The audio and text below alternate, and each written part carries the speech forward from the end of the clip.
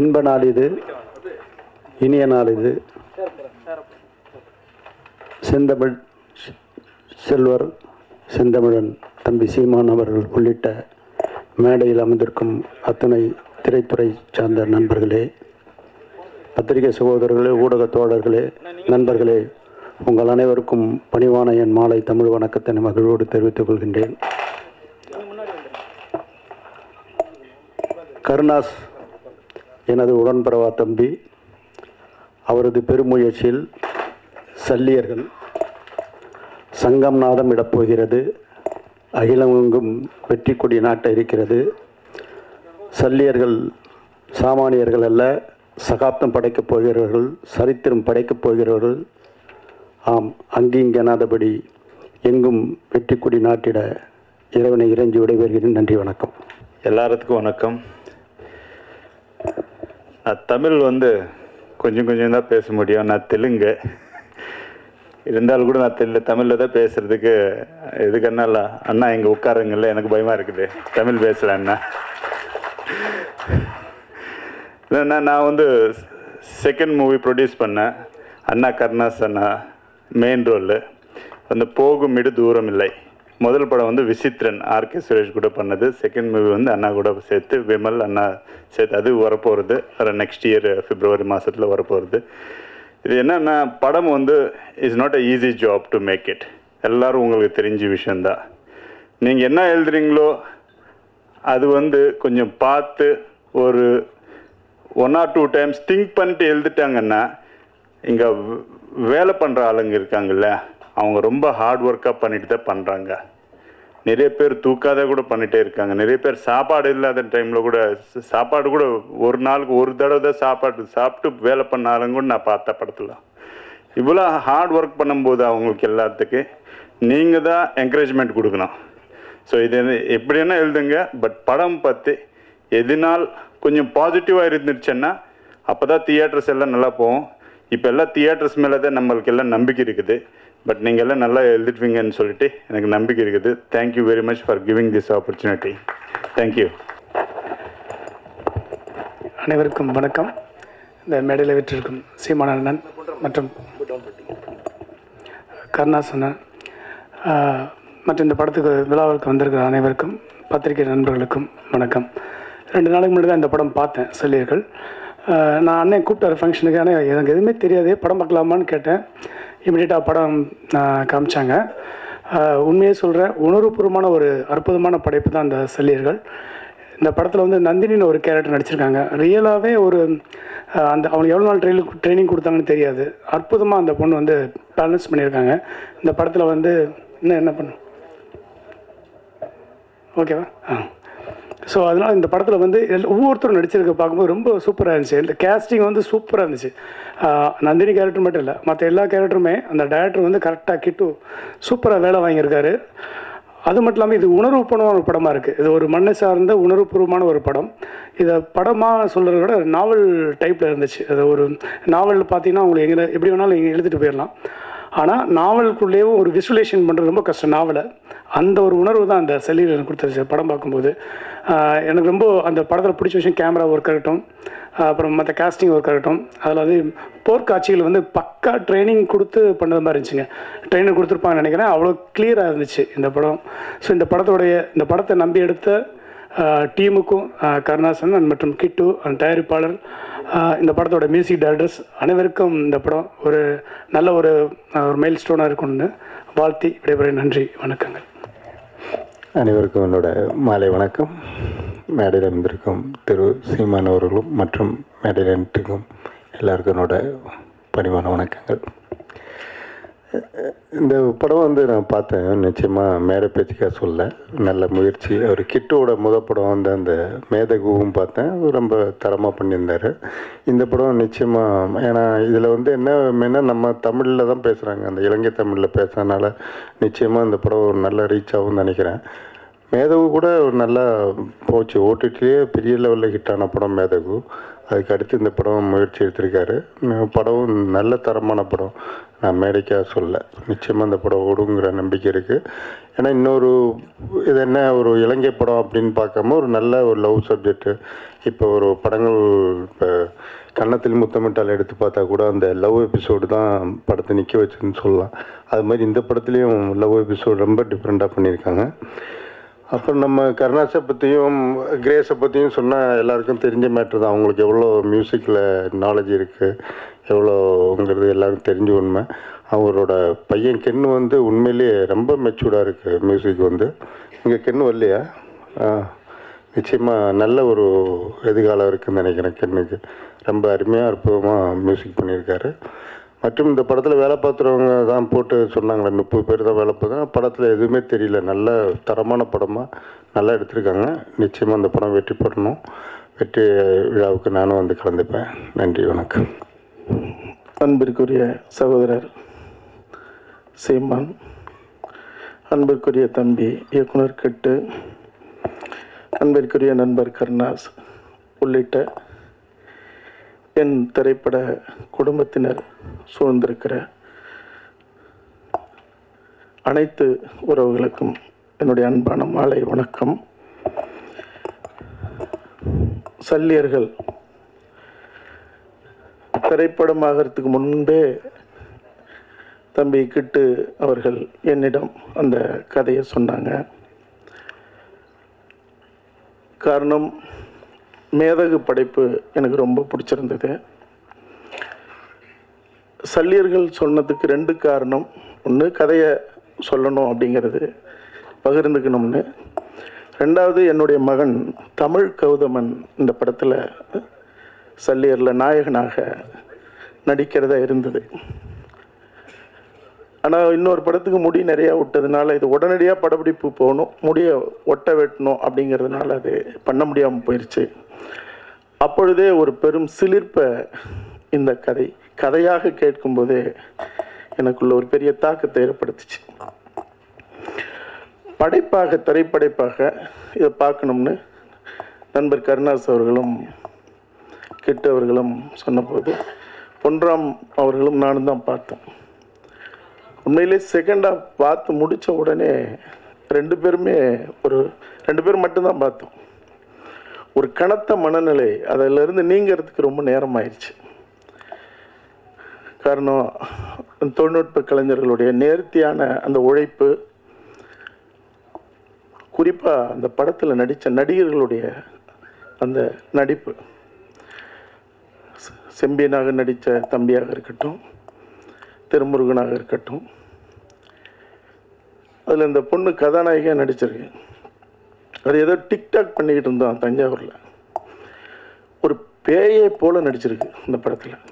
அந்த கதாபாத்திரத்தை, அந்த பெண்ணை தாண்டி யாருமே, எந்த ஒரு தேர்ந்த நடிகை கூட, நான் யாரையும் குறைச்சி மதிப்பிடலை. இன்றைக்கி திரையுலகத்தில் இருக்கிற எந்த ஒரு நடிகையாக இருந்தாலும் அந்த நடிப்பை கொடுத்துருக்க முடியுமாங்கிறது ஒரு பெரிய ஒரு சவாலான விஷயமாக தான் நான் பார்க்குறேன். அப்படி அந்த பிள்ளை மனசை அப்படியே உறைய வச்சிருச்சு. கலங்க கூட இல்லை, உறைய வச்சிருச்சு. அது மேக்கப்பே போடாமல் அந்த முகம் அப்படியே ஈழத்தினுடைய போர்க்களத்தில் இருக்கிற ஒரு ஒரு டாக்டர், ஒரு சல்லியர். ரொம்ப அப்படி ஒவ்வொருத்தரும் தன்னுடைய பங்களிப்பை செஞ்சுருக்காங்க. ஒளிப்பதிவாளராக இருக்கட்டும், படத்தொகுப்பாளராக இருக்கட்டும், எல்லாருமே. இந்த படம் அதாவது பகைவனுக்கும் அருள்வாய் நன்னெஞ்சே அப்படின்னு பாரதி பாடியிருக்கான். பகைவனுக்கு எப்படி அருள முடியும்? எந்த இனத்தில், எந்த வரலாற்றில், எந்த மொழியில் இப்படி ஒரு சொல் இருக்குது? இப்படி சொல்லுக்கான அர்த்தம் இருக்கும். தமிழினத்தில் மட்டும்தான் அது சாத்தியம். அதை தான் இந்த படம் சொல்லுது. நீங்கள் மொத்தமாக அழிக்கணுங்கிறான். போராடுறவர்கள் இல்லை, போராட்டத்தில் நிற்கிற போராளிகள் அடிபட்டு காயம்பட்டு நிற்கும் போது அவர்களை காப்பாற்றுறவங்களை அடியோட ஒழிக்கணுங்கிறான். எதிரி மருத்துவர்களை, சல்லியர்களை. ஆனால் இந்த படத்தில் அதான் மிக முக்கியமான கருப்பொருள். எவனை காப்பாற்றுறவனை அழிக்கிறான், காப்பாற்றுறவன் கடவுளுக்கு சமமானவன், அந்த கடவுளே அழிக்கிறான் எதிரி சிங்களவன். ஆனால் ஒரு சிங்கள போர் வீரன் சிங்களவன் ஒருத்தவங்கள்கிட்ட மாட்டிக்கிறான், அடிபட்டு காயம்பட்டு சுயநினைவற்ற நிலையில். அவனை காப்பாற்றுறதுக்கு அந்த சல்லியர் எப்படி நிற்கிறாங்கிறது அந்த படம். உலகத்தில் எங்கே நடக்கும்? அவனுக்கான ரத்தம் கிடைக்கல. என்ன ரத்த வகைன்னா வகையை சொல்கிறா இன்னொரு மருத்துவ வச்சு. அந்த ரத்தம் அந்த மருத்துவனுக்கிட்ட இருக்கு. தன்னுடைய ரத்தத்தை எடுத்து சுத்திகரிப்பு பண்ணி எதிரியை காப்பாற்றுறான். உலகத்தில் எங்கேயாவது நடக்குமா? தமிழினத்தில் மட்டும்தான் நடக்கும். அது யாரால?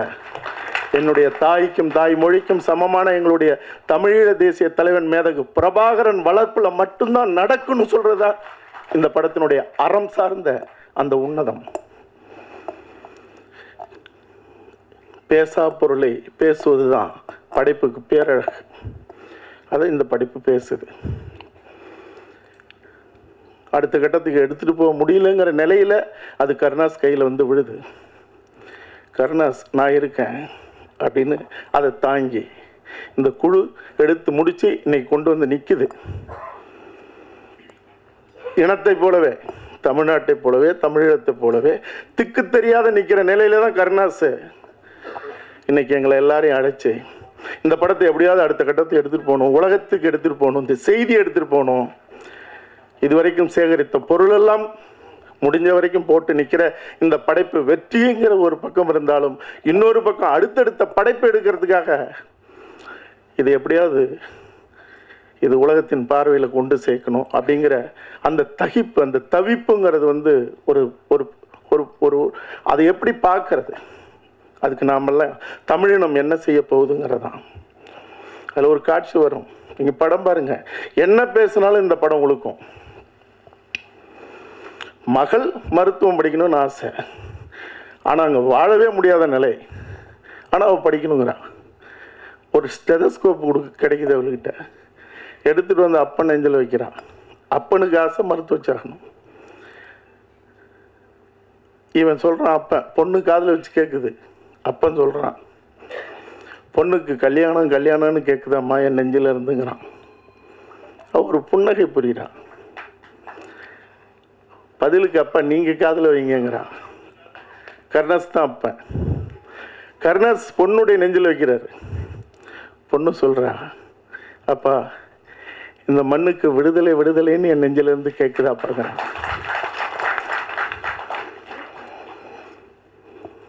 படைப்பும் வாழ்க்கையும் வீரமும் அறமும் செழித்த இந்த இனம் திக்கு தெரியாமல் நின்றுட்டு இருக்கு.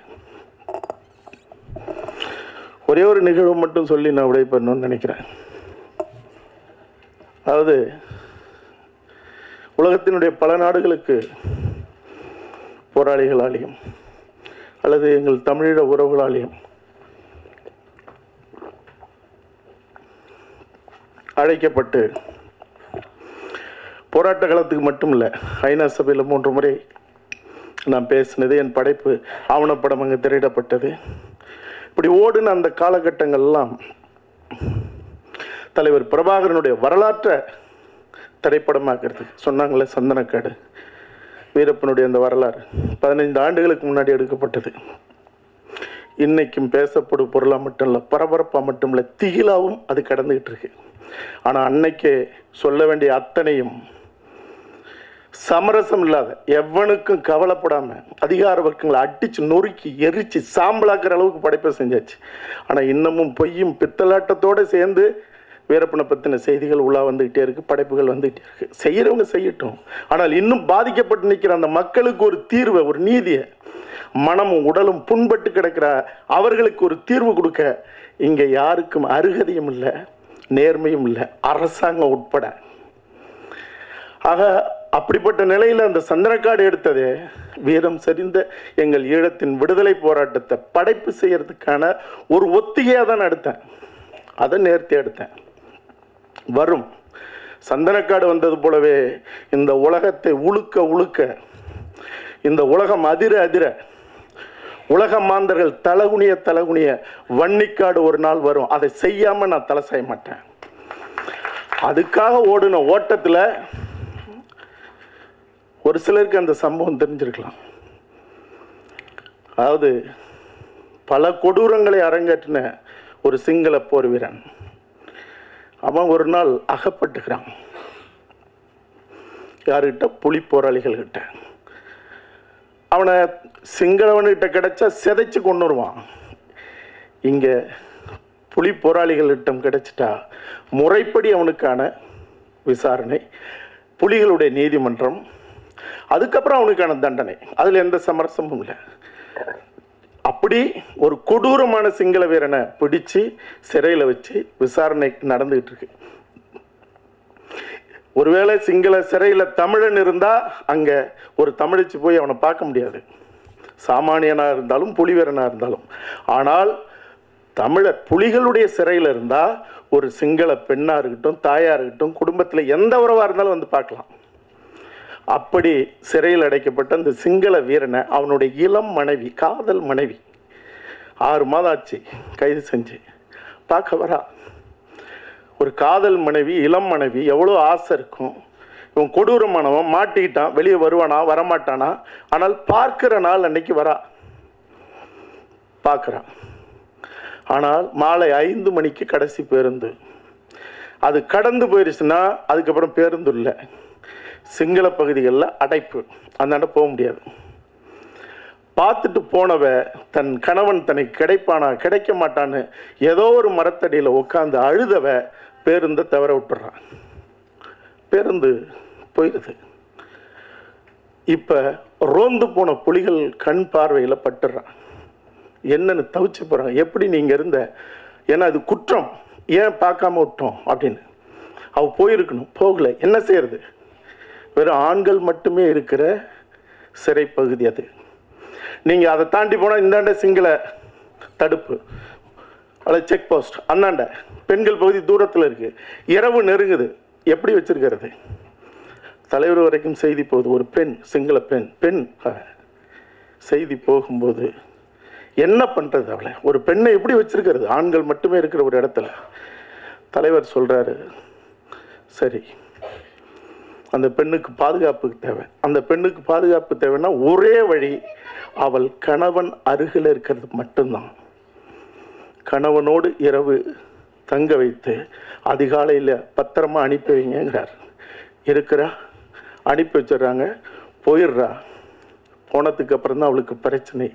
தன்னுடைய சொந்த மாமனார், மாமியார், பெற்றவர்கள், சுற்றம், உறவு அத்தனையும் ஒரு 3 மாதத்தில் அவளை சொல்ல முடியாத அளவுக்கு துன்பத்துக்கு ஆளாக்குது. அவ கர்ப்பிணியாக இருக்கா. எல்லா உறவுகளும், அவளுடைய இரத்த உறவுகள், சிங்கள உறவுகள் எல்லாருமா சேர்ந்து கருவை கலைக்க சொல்றாங்க, களங்கம் உண்டாக்குறாங்க. எங்கேயோ போய் நீ வந்து தப்பு செஞ்சுட்டு வந்திருக்க, என் பிள்ளைக்கு துரோகம் பண்ணியிருக்க, நீ வாழ தகுதியற்றவ. ஆனால் அவளுக்கு மட்டும்தான் தெரியும். இப்போ எவ்வளோ சொல்கிறா, யாரை நம்ப சொல்கிற? எந்த அரசாங்கம், எந்த இனத்தில் இது நடக்கும்? யார் உன்னை தங்க வச்சிருப்பா? நாங்கள் நம்ப மாட்டோன்றாங்க. அவள் அடிச்சுக்கிறா, அழுவுறா. ஒன்று அவள் சாகணும், ஆனால் அவள் சாக விரும்பல. தன் பிள்ளையை அழிக்க விரும்பல. காரணம், ஒருவேளை அவன் போனாலும் கூட அந்த பிள்ளைய வளர்த்து தன் கணவனாக அல்லது தன்னுடைய நம்பிக்கையாக அல்லது அவனுக்காக மீதம் இருக்கிற வாழ்க்கையை வாழணும்னு அவ கங்கணம் கட்டுறா. ஒரு முடிவோட வரா, எழுதி அனுப்புறா, மனுவை கொடுக்குறா, நேரடியாக கொடுக்குறா போராளிகள்கிட்ட. இப்படி தங்கும்போது இப்படி ஆச்சு, இப்போ என்னை களங்கப்படுத்துறாங்க, நான் என்ன செய்யறதுன்னு கேட்குறா. சட்டம், புலிகள் சட்டம், நீதிமன்றம் என்ன சொல்லும்? அவன் கொடூரமான குற்றவாளி. சட்டம் நிராகரிக்குது. தீர்ப்பு நாள், வயிறு சரிஞ்சு வந்து உட்கார்ந்துருக்கா கலக்கத்தோட அந்த சிங்கள பெண். தீர்ப்பு வருது, உச்சபட்சமான தண்டனை. கதறி அழுவுறா. 5 மணி நெருங்க போகுது, பேருந்து போயிடணும். இப்போ கவனமாக இருக்காங்க, தங்கிட்டா சிக்கல். சொல்கிறாங்க, எந்திரிச்சு போமா, புறப்படு, பேருந்து நிற்கிது. இனிமே எதிர்காலமே இல்லை, பிள்ளைக்கும் இல்லை அவளுக்கும் இல்லை. தன் வாழ்க்கை அப்படியே நடந்து போறா, தளர்ந்து போறா. அப்படி போயிட்டு இருக்கும்போது பேருந்து நெருங்குறா. ஒரு புலி, பெண் போராளி புலியினுடைய குரல் கேட்குது. அவள் பெயரை சொல்லி நில்லுன்னு கத்துறாங்க. அவன் நின்று திரும்பி பார்க்குறான், இனிமே என்னன்னு. ஓடி வந்த பெண் போராளி, புலி போராளி சொல்றா, உன் கணவனுக்கு கொடுக்கப்பட்ட மரண தண்டனை செய்தி எங்கள் தலைவருக்கு தெரிவிக்கப்பட்டது. ஒரு தமிழ் பெண்ணாக இருந்தாலோ அல்லது சிங்கள பெண்ணாக இருந்தாலோ பெண் என்பவள் பெண் தான். அவள் எந்த பெண்ணாக இருந்தாலும் அவளுடைய கற்போ அவளோ கலங்கப்பட்டுடக்கூடாது. அவன் எவ்வளவு பெரிய தவறு செஞ்சிருந்தாலும் அவனை விடுதலை செய்து உடனடியாக அந்த பெண்ணோடு அனுப்புங்கள்னு எங்கள் தலைவர் உத்தரவிட்டிருக்காரு. ஒரு நிமிடம் நெல்லு வந்துடுவார். அவளுக்கு நம்புறதா நம்ப முடியாதுன்னு தெரியல. தளர்ச்சியாகி அப்படி நிற்கிறா. உண்மைதான். நான் கொஞ்ச நேரத்தில் அவனை கூட்டிகிட்டு வராங்க மரியாதையோட. அவன் வந்து பக்கத்தில் நிற்கிறான்.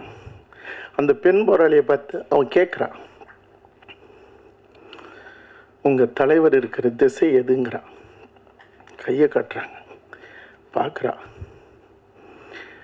இங்கே இருக்கிற பெண்ணுக்கு மட்டும் இல்லை, எங்களை போன்ற சிங்கள பெண்களுக்கும் உங்கள் தலைவர் அண்ணன் தான். என் அண்ணன் இருக்கிற திசையை பார்த்து நான் வணங்கிக்கிறேன்னு அந்த சரிந்த வயிறோடு கீழே படுத்து விழுந்து கும்பிட்டுருக்கா. இப்ப சொல்லுங்க, உலகத்துல எந்த இனத்திலேயாவது, எந்த மொழியிலேயாவது, எந்த வரலாற்றிலேயாவது இந்த உலகம் தோன்றின காலத்திலிருந்து இப்படி ஒரு நிகழ்வு நடந்திருக்குமா? அதாவது தமிழ் போராளிகள் புலிகள் கிடைத்தால் அவனை கொன்று அவனுடைய இதை சொல்லித்தான் ஆகணும், அவனுடைய ஆணுறுப்பை அறுத்து அந்த புனிதமான அந்த போராளியினுடைய வாயில் திணித்து அனுப்புன எத்தனையோ நிகழ்வுகள், சிங்கள அட்டுழியங்கள் நடந்திருக்கு. இது உலகம் முழுக்க வாழ்கிற எங்களுடைய தமிழினத்துக்கு மட்டும், தமிழினத்தின் இளைய தலைமுறைக்கு மட்டும் சொல்லலை. ஏதோ ஒரு வகையில் எவன் கட்டளையிட்டு அடித்து எங்கள் தமிழர் நிலத்தை, தமிழீழத்தை அழித்து எங்கள் தமிழ் மக்களை கொன்று குவித்து இன்னைக்கு உலகம் வேடிக்கை பார்க்க ஒரு திட்டமிட்ட இன அழிப்பை செய்தானோ அந்த ராஜபக்ஷ கூட்டம், அந்த கூட்டத்தை அந்த இனத்துல பிறந்த அந்த இனத்தின் இளைய தலைமுறை அடிச்சு துரத்துனதோடு மட்டும் இல்ல, அவன் கோட்டையை கொளுத்தி அந்த ராஜபக்ஷ கூட்டம் ஓடி ஒளிஞ்ச இடம் திருவோணமலையில் இருந்த தமிழர் பகுதி. அந்த சிங்கள இளைய தலைமுறைக்கும் நான் சொல்றேன், நீங்க இன்னும் காலம் கடக்க தமிழின தலைவர் அப்படிங்கிறது தான் அண்ணன் பிரபாகரன் அவர்களுக்கான பெயராக இருக்குது. ஆனால் நான் சொல்றேன், இந்த மானுடத்திற்கான தலைவர் மேதகு பிரபாகரன் சொல்லுகிற காலம் விரைவில் வரும். கிட்டு அவர்களுடைய படைப்பாக இருக்கட்டும், நான் செய்ய போகிற படைப்பாக இருக்கட்டும், இன்னும் எண்ணற்ற எங்களுடைய தலைமுறைகள் செய்கிற படைப்பாக இருக்கட்டும், ஒவ்வொரு படைப்பும் இந்த உலகத்தை உழுக்கிற காலம் வெகு தூரத்தில் இல்லை. இந்த படைப்பை தமிழினம் உச்சி முகர்ந்து கொண்டாடணும். கடைசியாக இறுதியாக ஒரு செய்தி, இன்னைக்கு உலகம் முழுக்க தகிச்சிட்டு இருக்கிற ஒரு பெரும் விவாதத்துக்கு உண்டான ஒரு செய்தி உங்க எல்லாருக்குமே தெரியும். அதுல ஒரு குறிப்பிட்ட சதவீதத்தினர் முன்னாடி, தமிழர்கள் முன்னாடி என்னையும் குற்றவாளியாக நிலைநிறுத்துகிற ஒரு சூழல் இன்னைக்கு நடந்துகிட்டு இருக்கு. எனக்கு அதை பற்றி கவலை இல்லை. என் தந்தையினுடைய வரலாறு ஒரு சிலருக்கு தெரியும். தோழர் தமிழரசன் புலவர் கலியபெருமாளுடைய உயிர் நண்பர், தன்னுடைய மூச்சு இருக்கிற வரைக்கும் இந்த மண்ணுக்காக போராடினவர். யுத்தம் நடந்து 14 ஆண்டுகள் ஆயிடுச்சு. சண்டை போட்டவன், கொன்னு குமிச்சவன், சிங்களவன் ஒற்றுமையாக இருக்கிறான். சாகடிக்கப்பட்ட கூட்டம், சிதறி உலகம் முழுக்க ஓடின கூட்டம் இன்னும் சிதறி பகை வளர்த்து நிற்குது தனக்குள்ளகவே. எத்தனை ஆவணப்படங்கள், 20க்கும் மேற்பட்ட ஆவணப்படங்கள் எத்தனை ஓட்டம், எவ்வளவு போராட்டம், எவ்வளவு வழக்கு, என்னை போன்றவர்கள் எத்தனை. இந்த தகிப்போட தாங்க முடியாத ஒரு நிலையில தான் என்கிட்ட சொல்லப்பட்டது, நான் பேசியது என்கிட்ட சொல்லப்பட்ட நிலையில தான் நான் சொன்னேன். துவராக அவர்கள் 27ஆம் தேதி மாவீரர் தின உரை நிகழ்த்துகிறார்னு சொன்னேன். 27ஆம் தேதி நடந்தது. அது உயர் தொழில்நுட்பம்னாங்க, இல்லைன்ட்டாங்க. அது போன்ற ஒரு பெண் சுவிஸில் இருக்குன்னாங்க, நெருங்கிட்டோன்னாங்க, நெருங்கலை. இப்போவும் நான் சொல்கிறேன், யாருக்கும் நான் வக்காலத்து வாங்க மாட்டேன். திரும்ப அவங்க வரப்போகிறாங்க, வந்தே தீருவாங்க. வரும்போது அவங்க பின்னாடி நில்லுங்க. வந்தால் நின்று தான் ஆகணும். வரும்போது வலிமைப்படுத்த வேண்டியது தமிழர்களுடைய கடமை. வரவில்லை என்றால், வரும் என்று சொன்ன கூட்டம் யாராக இருந்தாலும் போலியான கூட்டம். அவர்கள் தமிழ் இனத்தால் புறந்தள்ளப்படணும், நானாக இருந்தாலும். நான் சொன்னதுக்கு காரணம் என்னன்னா, அடிபட்டவன் ஒன்றா இருக்கான், அடிபட்டு சிதஞ்சவன் சிதறிட்டே இருக்கான். ஏதாவது ஒன்று தெரியணும். வர்றவங்க உண்மையா திரையில தோன்றவங்க தரையில வந்தே ஆகணும். வரலையா 6 மாசத்திற்கு பிறகு நானே வந்து அறிவிப்பேன். எதிர்த்து நிற்க வேண்டிய சூழல் இருந்தால் எவராக இருந்தாலும் எதிர்த்து நிற்பேன். நான் மட்டும் இல்லை, தமிழனா பிறந்த எவனா இருந்தாலும் எதிர்த்து நிற்கணும். பொய்யை உண்மையாக்குகிற ஒரு சூழலை ஒருபோதும் தமிழினம் இனிமே அனுமதிக்க கூடாது. அதனால திரும்பவும் சொல்றேன், உலக தமிழர்கள்ட்ட சொல்றேன், அதாவது எல்லா இடத்துலையும் சத்தியம் இருக்கு, உண்மை இருக்கு. வைரமுத்து அவர்கள் கூட சொன்னார், சத்தியம் பேசுகிற இந்த படைப்பு, சத்தியமும் உண்மையும் உலகத்தில் எல்லா இடத்துலையும் இருக்கு. ஆனா அறம் தமிழர்கள்ட்ட மட்டும்தான் இருக்கு. அந்த அறம் வென்றே ஆகணும். அதற்கு உண்மையாக இருப்பவர்கள் யாராக இருந்தாலும் அவர்களை கொண்டாடணும். நான் சொல்லிட்டேங்கிறதுக்காக நான் தாங்கி பிடிச்சிட்டுலாம் நிற்க மாட்டேன். வரவில்லை என்றால், வரக்கூடிய சூழல் இல்லை என்றால், அல்லது வரவே வராது என்றாலும் கூட என் இனத்தின் இளைய தலைமுறைக்கு, என் இனத்திற்கு உண்மையை சொல்ல வேண்டிய கட்டாயம் எனக்கு இருக்கு. 6 மாதம் கழிச்சு எந்த உண்மையாக இருந்தாலும், அல்லது அதற்குள்ளாக தேவைனாலும் நான் சொல்லுவேன். யாராக இருந்தாலும் உண்மையாக நிற்போங்கிறது தான். உண்மையாக உறுதியாக நின்று இந்த இனத்தினுடைய வெற்றிக்கு, தலைநிமிருக்கு, தமிழ் இனத்தினுடைய இறையாண்மையை மீட்க 1000 அர்த்தங்கள் இருக்கு இறையாண்மைங்கிற சொல்லுக்கு. உலகத்துக்கே வழிகாட்டின இனம் வழி சுமந்து வழி தெரியாத நிற்கிற நிலையில தான் இன்னைக்கு இந்த போராட்ட களங்கள்லாம், சல்லியர்கள் போன்ற படைப்புகள்லாம் இன்னும் இன்னும் செய்ய போகிற, அது போராட்ட களமாக இருந்தாலும் திரைக்களங்களாக இருந்தாலும் நாம் செய்யணுங்கிறது மட்டும் இல்லை, ஒன்றாக நிற்கணும், உறுதியாக நிற்கணும்னு உரிமையோடு கேட்டுக்கிட்டு, சல்லியர்கள் வெற்றியை தமிழர்கள் அனைவரும் உறுதி செய்ய வேண்டும் என்று கேட்டுக்கொண்டு விடைபெறுகிறேன். நன்றி, வணக்கம். எல்லோருக்கும் வணக்கம். நிறைய படம் நடித்தாலும் இந்த படம் எனக்கு ரொம்ப மனதுக்கு ரொம்ப நிறைவான படம். தம்பி கிட்டுவோட ஆரம்பத்தில் இருக்கிற அவன் குறும்படத்தில் நான் தான் நடித்தேன். அப்புறம் அந்த மேதகுல நான் நடிக்க முடியல. ஆனால் கிட்டு வந்து ஒரு பெரிய படைப்பாளியாகவும், அவன் தமிழ் சமூகத்துக்கு ரொம்ப முக்கியமான ஆள். அவனை எப்படியாவது தமிழ் திரையுள்ள கொண்டு வரணுங்கிறது எனக்கு என்னோட பெரிய விருப்பம். அதுக்காக அப்படி செஞ்சோம். மேதகு பெரிய வெற்றி பெற்றது. சல்லியர்கள் வந்து அதோட பெருசாக வெற்றி பெறும். சல்லியர்கள் வந்து ஒரு யுத்த களத்தில் நடக்கிற ஒரு படம்.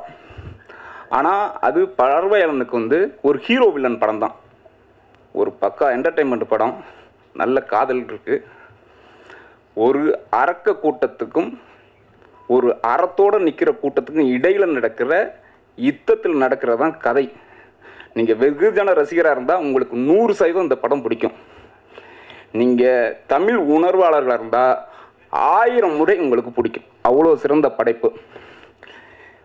அந்த படத்தை நான் நடிச்சிருக்கிறேன், அந்த தம்பிகள் நடிச்சிருக்காங்க, எல்லாம் நல்லா பண்ணியிருக்காங்க.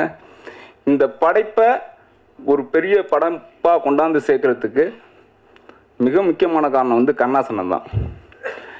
இந்த திரையுலகில் அவர் ஆரம்ப காலகட்டத்திலிருந்து நிறையா முயற்சிகள் எடுத்திருக்கிறாரு. அவர் நிறையா வெற்றிகளையும் தோல்விகளையும் மாற்றி மாற்றி பார்த்தவர். ஆனால் இந்த படத்துக்கு தோல் கொடுத்து நிற்கிறது அவரோட இன உணர்வையும் காட்டுது. இந்த படம் நிச்சயமாக அவருக்கு ஒரு பெரிய வெற்றி படமாக இருக்குன்னு நான் நம்புகிறேன். இந்த படத்துக்கு மேடையில் இருக்கிற எல்லாரும் என்னோட நிறையா பல காலகட்டங்களில் நான் பயணிச்சிருக்கிறேன். அதில் எங்கள் அண்ணன் சீமானன் வந்து இந்த விழாவில் இருக்கிற மேடையில் நானும் இருக்கிறத வந்து ரொம்ப பெருமையாக கதறுதுறேன். இன்றைக்கி எனக்கு பிறந்த நாளும் கூட. இந்த படத்துக்கு கிடைக்கிற வாழ்த்தை நான் எனக்கு கிடைக்கிற வாழ்த்தாவே நினைக்கிறேன். ஏன்னா உண்மையிலேயே நிறைவான படம். இந்த படத்தில் உலகத்தமிழர்கள் எல்லாரும் ஒன்று கூடி இந்த மாதிரி படைப்புகளை நீங்கள் வெற்றி பெற வச்சிங்கன்னா, ஏன் நம்ம ஊரில் ஒரு இன்னசென்ட் வாய்ஸ் இல்லை, ஏன் நம்ம ஊரில் ஒரு ஹோட்டல் ரவாண்டா இல்லை அப்படின்னு நல்ல உலக படங்கள் பார்க்குற, யுத்த காலத்தில் நடந்த படங்களை பார்க்குற எல்லாருக்கும் ஒரு ஏக்கம் இருக்கும். அந்த படத்தை முதலாக ஈழத்தமிழ் பிரச்சனையை கையாண்ட படங்களில் இந்த படம் தான் இது வரைக்குமான வந்த படங்களில் ஆகச்சிறந்த படமாக இருக்கும். இதை நான் அதிகபட்ச இதில் உணர்ச்சி வசப்பட்டு அப்படியெல்லாம் நான் நடித்த படம்னு சொல்லலை, நான் ஒரு ரசிகனாக சொல்கிறேன். இந்த படம் அந்த தரத்தில் இருக்குது. நன்றி, வணக்கம். தாய் தமிழக உறவுகளுக்கும் உலகத்தமிழ் உறவுகள் அனைவருக்கும் வணக்கம். மற்றும் இந்த அவையில் வீட்டிற்கும் அண்ணன் செந்தமிழன் சீமான் அவர்களுக்கும், தம்பி கிட்டு, கருணாசனன் அனைவருக்கும் மற்றும் அனைத்து பெருங்கலைஞர்களுக்கும் நன்றி. 2009ஆம் ஆண்டுக்கு பிறகு தமிழ் திரைப்படங்கள் எப்படி இருக்க வேண்டும் என்ற ஒரு சூழ்நிலையில் 2008ஆம் ஆண்டு எங்கள் சூரியன் அடுத்த தலைமுறையிடம் இந்த போராட்டத்தை ஒப்படைக்கிறேன் என்று சொல்லியிருந்தார். அந்த வகையில் அகிம்சை வழியில் போராடிய இனம் ஆயுதமேந்தி போராடியது. இன்று நாங்கள் அறிவாயுதம் ஏந்தி போராட வேண்டிய ஒரு சூழ்நிலையில் இருக்கின்றோம். கடந்த 14 ஆண்டுகளில் எம்மினம் வீழ்ந்து கிடந்ததாக நினைத்து கொண்டிருக்கிறார்கள். இந்த சினிமா என்னும் ஊடகத்திற்கூடாக சரியான திரைப்படங்கள் வர வேண்டும் என்ற 10 நோக்கங்களில் ஒரே நோக்கத்திற்காகவும் நோர்வே தமிழ் திரைப்பட விழா 2010ஆம் ஆண்டு ஆரம்பிக்கப்பட்டது. தமிழ்நாட்டிலிருந்து தமிழர்களுடைய கலை, கலாச்சாரம், பண்பாடு, வாழ்வியல், வரலாறு, பலிகளை பேசுகின்ற திரைப்படங்களுக்கு முன்னுரிமை கொடுத்து, தமிழ் என்றால் தமிழரின் அடையாளம் என்றால் அந்த சினிமாவும் அப்படி இருக்க வேண்டும்.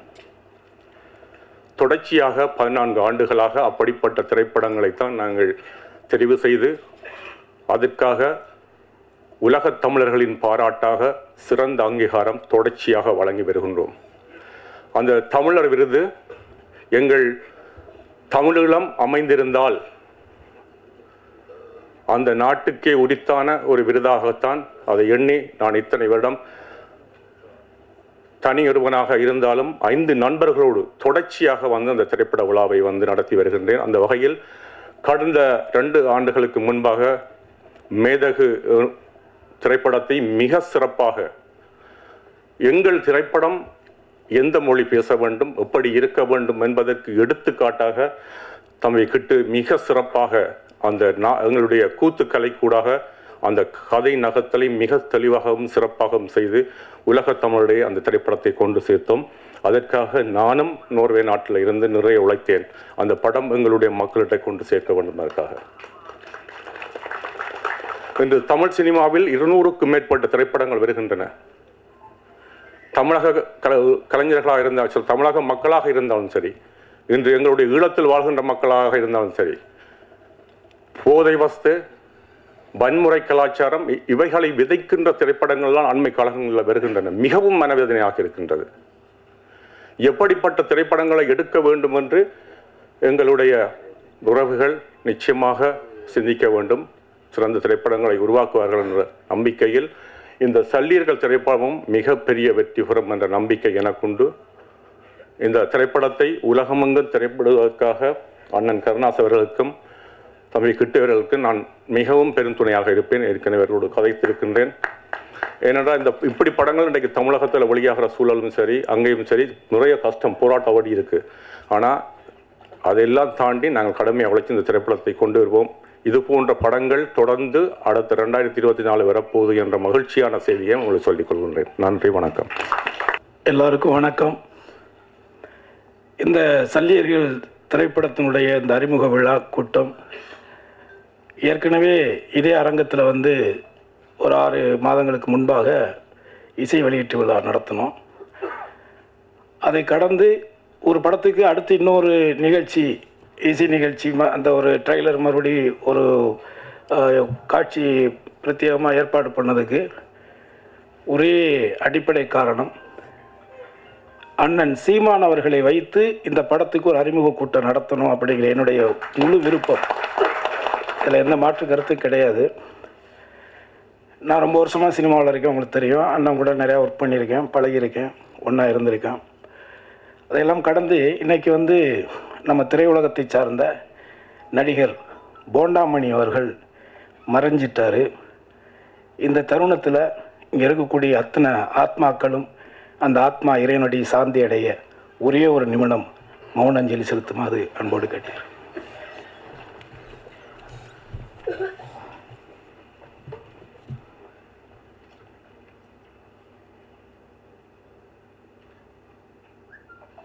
நன்றி.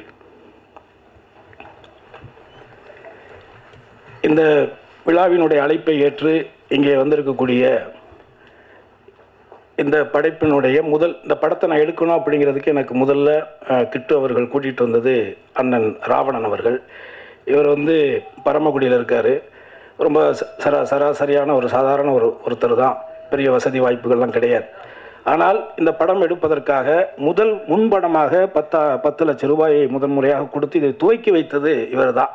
ஸோ இப்படி ஒரு சாதாரண ஒரு கிராமத்தில் இருக்கிற ஒருத்தருக்கு இவ்வளோ உணர்வு இருக்கும் பொழுது, சினிமாவுக்குள்ளே இருக்கிறோம், இந்த மொழியை வச்சு தான், இந்த இனத்தை வச்சு தான் நம்மளாம் எனக்கு வாழ்ந்துக்கிட்டே இருக்கோம், அப்போ நம்ம ஏதாவது செய்யக்கூடாதுங்கிற அந்த ஒரு வெறி எனக்கு வந்தது அண்ணனை பார்த்து தான்.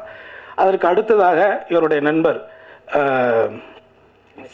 நேசமணி அண்ணன் அவர் வெளிநாட்டில் இருக்கார். ஸோ அதற்கு அடுத்ததாக எனது தம்பி கரிகாலன், அவருடைய மனைவி தான் என்னுடைய தங்கச்சி தான் அது. ஸோ அவன் தான் வந்து நீங்கள் பண்ணுங்கள், நீங்கள் நமக்குன்னு ஒரு இந்த மாதிரியான படைப்புகளை, தமிழர்களுடைய மறைக்கப்பட்ட வரலாறுகளை வரக்கூடிய கால சந்ததிகளுக்கு எடுத்து சொல்லக்கூடிய ஒரு காரியத்தை நீங்கள் செய்யுங்க, அதுக்கு உங்களுக்கு நான் கூட இருக்கிறேன் அப்படிங்கிற ஒரு உத்வேகத்தை கொடுத்து இந்த நிமிடம் வரை எனக்கு உறுதுணையாக இருக்கக்கூடிய எனது தம்பி கரிகாலனுக்கு இந்த நேரத்தில் நான் நன்றியை தெரிவிச்சுக்கிறேன். அது போல் இங்கே வந்திருக்கக்கூடிய எனது தம்பிகள் தாமோதரன், கோவில், அதுக்கப்புறம் இயக்குனர் பொன்ராம் அவர்கள், அப்புறம் எனது நண்பர் இயக்குனர் கௌதம் அவர்கள் என்னுடைய அழைப்பின் பேரில் இங்கே வந்து கலந்துக்கிட்டதுக்கு என்னுடைய நன்றி. அடுத்து என்னுடைய தம்பி தெலுங்குக்காரன் நம்ம சிவா, அவன் வந்து ஒரு படம் பண்ணியிருக்கிறான். அந்த படத்தில் பெரிய நல்ல கேரக்டர் நான் நடிச்சிருக்கிறேன். அது பிப்ரவரி மாதத்தை அதையும் வெளியிட போகிறோம். அதுவும் ICW தான் ரிலீஸ் பண்ணோம்.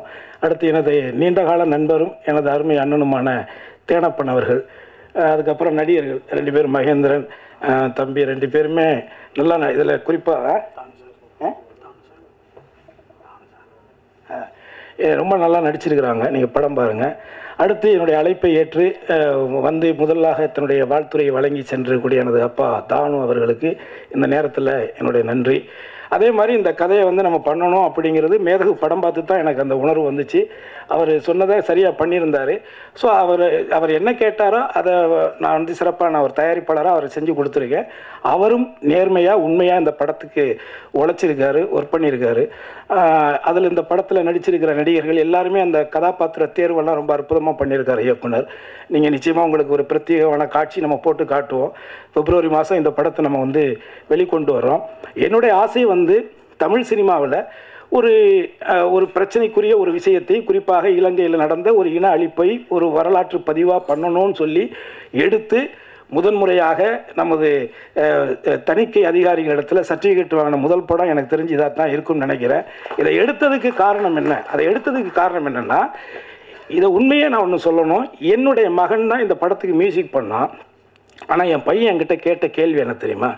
இவ்வளோ ட்ரையாக, இவ்வளோ சீரியஸாக, இவ்வளோ ஒரு மாதிரியான ஒரு படத்தை எதுக்கு டேடி நீங்கள் கஷ்டப்படுற நேரத்தில் காசு செலவு பண்ணி எடுக்கிறீங்க அப்படின்னு என்கிட்ட கேட்டான்.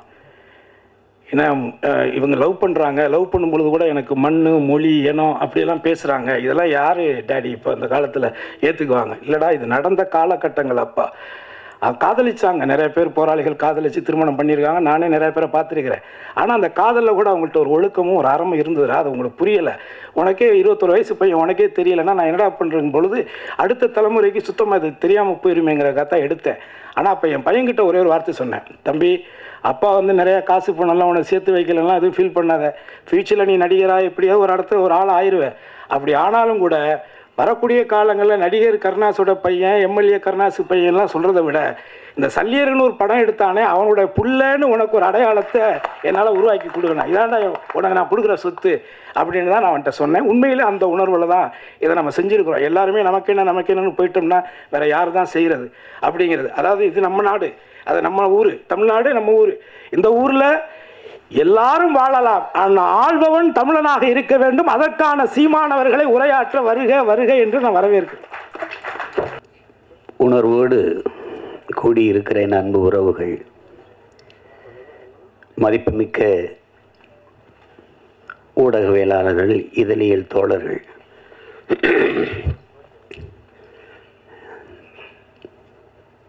திரைப்படைப்பாளர்கள், கலைஞர்கள், தயாரிப்பாளர்கள், அனைவருக்கும் என்னுடைய அன்பும் வணக்கமும்.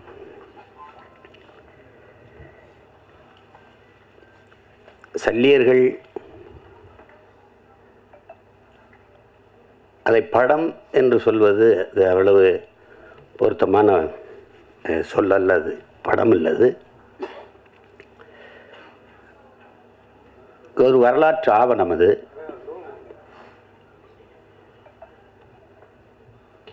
இங்கே பேசிய தம்பி கௌதமன் உட்பட எல்லாருமே குறிப்பிட்டார்கள்.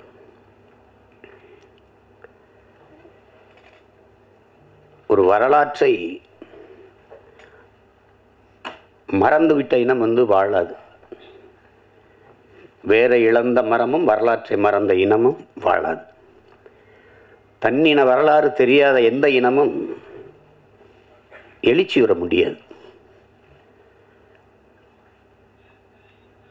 எங்கள் இனத்திற்கென்று வரலாறே கிடையாது. ஏன்னா வரலாற்றை படைப்பவனுக்கு வரலாற்றை எழுத நேரம் இருக்காது. இங்கே பிரச்சனையே கல்லணை பார்த்ததில் எங்கள் பாட்டை ஒருத்தன் கல்லணை கட்டி வச்சுருக்கா, சோழன் ஆண்டிருக்காங்க கரிகாலன்னு தெரியுது. பெருவுடையார் கோயில் இல்லைன்னா அதுவும் இல்லை.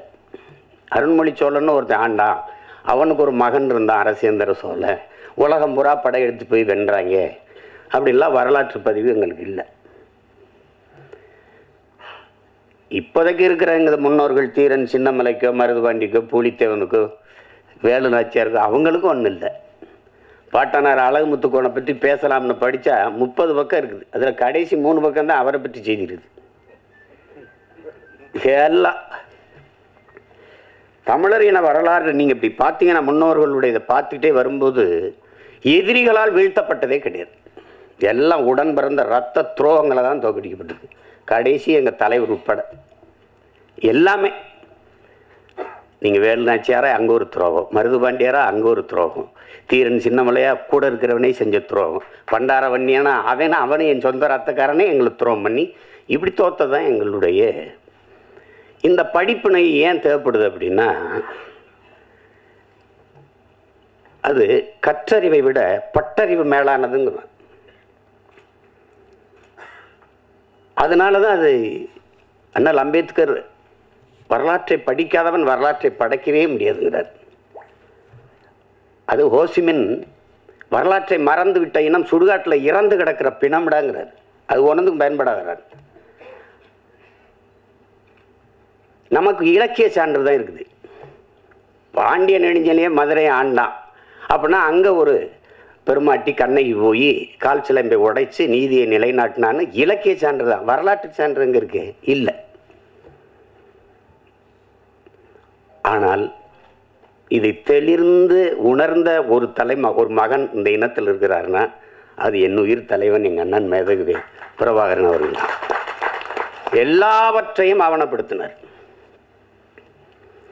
அந்த ஆவணங்கள் பாதுகாப்பாக இல்லைங்கிறது வேறு. அது இறுதி போரில் பாதிக்கு மேலே சிதைஞ்சு அழிஞ்சு போச்சு. சில இது பாதுகாக்கப்பட்டிருக்கலாம். இப்போ நீங்கள் உங்களுக்கு ஒரு உதாரணம் சொல்கிறேன் பாருங்க. அனுராதபுரத்தை அடிக்கிறார், முடிவு பண்ணிட்டார். 21 போராளிகள் போகிறாங்க, கரும்புலி மறவர்கள். இதில் 3 பேர் படப்பதிவு, இது இந்த போரை பதிவு செய்கிறதுக்கு மட்டுமே 3 பேரை அனுப்புறாரு.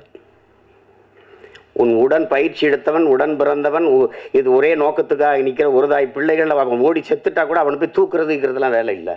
அவன் சண்டை போடுறது நீ ஆவணப்படுத்தணும். அதுதான் அது ஏன்னா கடந்த கால வரலாறு நமக்கு இல்லாதனால நிகழ்காலம் தெரியல. நிகழ்காலம் இல்லாதவனுக்கு எதிர்காலமே இல்லை. கவிப்பேரரசு வைரமுத்து கூட சொல்றார், ஒருத்தன் நிகழ்காலத்தை குனிந்து பார்ப்பது எதிர்காலத்தில் நிமிர்ந்து நிற்கத்தான். அப்போ அந்த பதிவு இருக்கணும்னு அவர் நினைச்சாரு. அது ஒவ்வொன்றையும் ஆவணப்படுத்தினார். அவருக்கு ஒரு பேராவல் இருக்குது. பேராவல் பெரும் விருப்பம் தான் சொல்லணும். அது என்னென்னா, சின்லஸ் லிஸ்ட்டு போல, ஒரு பிரேவ் ஹார்ட் போல, ஒரு 10 கமாண்ட்மெண்ட்ஸ் போல நம்முடைய விடுதலை போராட்ட வரலாறும் ஆவணப்படுத்து படமாக வரணும், திரையில் ஒரு வந்துடணும்னு பெரிய ஆர்வப்பட்டார். அதுக்காக தான் அவர் ஆணிவேர் எடுத்தார், தயாரித்தாங்க. அதுக்கு பயிற்சி கொடுக்கறதுக்கு எங்கள் அப்பா பாரதி ராஜா, ஐயா மகேந்திரன் போன்றவர்களை அழைச்சிட்டு போனாங்க. எங்கள் பிள்ளைகளுக்கே நீங்கள் பயிற்சி கொடுங்க, அவங்களே எடுத்துக்கிடுவாங்க. அப்படி தான் அந்த மாதிரி செஞ்சார். அதில் தான் எல்லாளன் படமும் எடுக்கப்பட்டது. ஆனால் அவருக்கு ஒரு பெருங்கனவு இருந்தது. அது கெடுவாய்ப்பாக நிறைவேறலை. அதை எடுத்து ஆவணப்படுத்தணும்ன்ட்டு. இப்போ தம்பி கூட சொன்னார், தலைவருடைய வரலாற்றை எடுக்கணும், பதிவு பண்ணணும். எடுக்கணும், உறுதியாக எடுக்கணும். அதில் இருக்கிற பிரச்சனை என்னென்னா, இப்போ நான் மேடையில் இப்படி பதாகை வச்சுன்னு வச்சுருக்கேன், எங்கள் அண்ணன் பதாகையை அது நேரலையில் போட மாட்டாங்க. அதுக்காகவே இந்த ஓரத்தில் கொஞ்சம் வைங்க, அந்த ஓரத்தில் வைங்க, பதிவு பண்ணுறவங்களுக்கு எந்த தொந்தரவும் இல்லாமல் இருக்கட்டும்ட்டு தள்ளி வைப்போம். வலையொலியில் எங்கள் தலைவருக்கு வாழ்த்து அந்த பிறந்த நாளில் வர்றதை அப்படியே அது புகார் அளித்து நீக்கிடுவாங்க, அப்படி தடை பண்ணிவிட்டுருவாங்க. சுவரொட்டி ஒட்டினீங்கன்னா காவல்துறைக்கு வேலையே அதை கிழிக்கிறது தான். நான் கூட சொன்னேன், போலீஸ்லாம் என்ன பண்ணி கிழிச்சிங்கன்னா அந்த உங்கள் போஸ்டர் கிழிச்சோம்னு சொல்லணும்ல எதிர்காலத்தில், அதுக்கு தான் இந்த வேலையை செய்யுது. நாங்களே குறி சேர்த்த மாதிரி அங்கேயே காசு சேர்த்து ஒட்டுவோம், கிழிச்சு விட்ருவோம். ஏன்னா அதுக்கான அரசியல் சூழல் இல்லை. அதை முதல்ல உருவாக்கணும், அதுக்கப்புறம் இதை எடுக்கணும். அதுதான் நம்ம செய்ய வேண்டியது. அது செய்ய வேண்டியது. இங்கே எப்படி இருக்குன்னா, இந்த ஆவணப்படுத்துதல் இப்போ அந்த வேலையை தான் இந்த படம் செய்யுது. இந்த சல்லியர்கள் படம் அது செய்யுது. நம்ம நபிகள் நாயகம் சொல்கிறாங்க பாருங்க, அநீதியை கண்டு அச்சம் கொள்ளாமல் துணிஞ்சு நிற்பவன் எவனோ அவனே உண்மையான ஜிகாத்துங்கிறாங்க. அந்த மொழியில், நபிகளின் மொழியில் சேவரஸ்வரர் உலகத்தில் எங்கெங்கே அநியாயம் நடக்குதோ, அக்கிரமம் நடக்குதோ, அதை கண்டு உன்னால் பொறுத்து கொள்ள முடியாமல் நீ கோவப்படுவாயானால் நீனும் என் தோழனேங்கிறார். அவர் வழியில் எங்கால என்ன சொல்ற, பண்ண பழகடா பச்சை படுகொலை பைந்தமிழினத்திற்கு உயிரடா விடுதலைங்கிறான். வலியோர் சிலர் எளியோர் தம்மை வதையே புரிகுவதா, மகராசர்கள் உலகாளுதல் நிலையாம் எனும் நினைவா, உலகால உனது தாய் மிகு உயிர்வாதை அடைகிறாள், உழவாது உதவாது இனி ஒரு தாமதம் உடனே விழித்தமிழாங்கிறான். அப்படி விழித்து கொண்ட வீர மறவர்களின் வரலாறு தான் தமிழருடைய வீரகாவிய வரலாறு. அதில் ஒரு துளி அந்த போராட்டத்தில் ஒரு துளி, ஒரு சின்ன பகுதி, அதுதான் இந்த சல்லியர்கள். மருத்துவங்கிறது மனிதத்தினுடைய மகத்துவம். தன் உயிரை எடுக்க வந்தவனுக்கும் உயிரை கொடுக்கிற ஒரு அறம் சார்ந்த மறவர்கள் தமிழர்கள் என்பதை இந்த படம் உணர்த்துது. ஏன்னா அறம் செய்ய விரும்பு, இது அறிவு மூதாட்டி அவ்வை நமக்கு தந்த தமிழ். அரசியல் பிழைத்தோருக்கு அறம் கூற்றாகுங்கிறது அது இளங்கோவடிகள் தந்த இனிய தமிழ் எல்லாம் நமக்கு கற்பிக்குது. அப்படி அறம் சார்ந்து நின்ற மறவர்கள் தமிழர்கள் மனிதநேயவாதிகள் அல்ல என் உடன் பிறந்தார்களே, தமிழர்கள் உயிர்மை நேயர்கள். உலகத்தில் எல்லாரும் கல்லு மாவில் கோலம் போட்டபோது என் இன சொந்தங்கள் மட்டும்தான் அரிசி மாவில் கோலம் போட்டான். ஈக்கும் எறும்புக்கும் அது இரையாக இருக்கட்டும்ட்டு அவ்வளோ பெரிய ஒரு இனம். புறப்பொருள் வெண்பாமாலை பாடுது, கொடையில் எல்லாம் இருக்குது, கொடை வள்ளல்கள் இருக்கான். உலகத்தில் நாடை ஆண்டவனே வள்ளல்களாக இருந்தது, நாட்டை ஆண்ட மன்னர்களே வள்ளல்களாக இருந்தது தமிழர் இனத்தில் தான். அந்த இனத்தில் இந்த பாரியும் பேகனும் தான் ஆகச்சிறந்த கொடையாளிகள்னு புறப்பொருள் மேலப்படுது. அப்போ ஏன் அவன்லாம் ஆய் நல்லி அதிகமானலாம் காரி ஓரியில் அவங்களாம் இல்லையா அப்படின்னா, இல்லை, பாரியும் பேகனும் தான் ஆகச்சிறந்த கொடையாளர்கள். ஏன் அப்படின்னா, இந்த கேட்டு கொடுக்கறது கொடை தாங்க, ஆனால் கேட்கும்போது அவன் தன்மானத்தை இழந்துடுறாங்க, அதனால் சிறந்த கொடை இல்லை. கேட்காம கொடுக்கறதும் கொடை தான், ஆனால் அதையும் விட ஆகச்சிறந்த கொடை இருக்குது. அது என்னன்னா கேட்கும் திறனற்ற உயிர்களுக்கு கொடுக்கறதுங்கிறான். முல்லை கொடி வந்து தேரை விட்டுட்டு இப்போ பாரு இல்லைன்னு சொல்லாது, அது குச்சியை வண்டி விட்டாலே போதும். இல்லை அரண்மனையில் போய் ஒரு சேவகனை அனுப்பி விட்டால் போதும், அங்கே ஒரு கொடி தள்ளாடிக்கிட்டு ஒரு குச்சி வண்டி வச்சுட்டு வாடான்னு. நம்ம அரண்மனைக்கு போய் வர்றதுக்குள்ள அந்த செடிக்கு ஏதாவது ஆபத்து வந்துருச்சுடான்ட்டு தேரை விட்டுட்டு நடந்து விட்டேன்.